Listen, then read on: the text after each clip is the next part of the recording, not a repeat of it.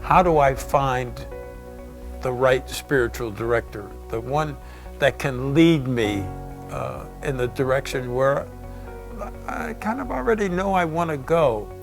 And I believe it's hard to find that simpatico with the person that you begin to trust. It is definitely a relationship that's built over time.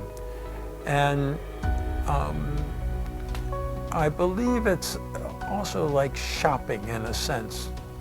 Try this one on, try that one on, and say, no, they don't fit, they don't fit. But when you find the right one, you say, it fits. And you say, well, how do I know that it fits? And I believe that it's the same answer that, how do I know this is the right one? I believe there's a thing that happens in conversations. So somebody starts talking, and not talking to you, and not even referring to you, but says something, you say, I agree with that. And so that as we listen to different people, we find ourselves drawn, as it were, in that direction. So finding a spiritual director, or finding somebody that I trust, is probably 90% listening. Listen to what different people say. Listen to their attitudes. Listen to the way they face their problems. And in listening to that, I believe that there's that moment where you say, I'd like to talk to you. I'd like to sit down with you. Let's go sit down at a tavern and talk about stuff that I'm experiencing.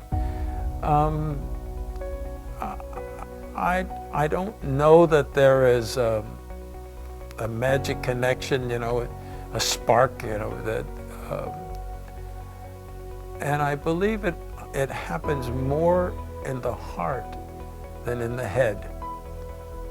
I believe it's more that something is being said that makes sense to me. And you say, why do you believe that? I imagine the crowd, however size it was, that followed Jesus. And I'd say, why'd you follow that guy? Why? And my suspicion is that most of them would say, I don't know. He just seems to make sense.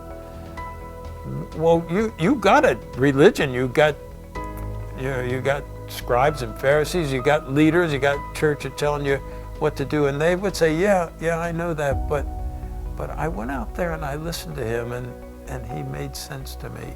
And I believe there is a way that that's true for us too.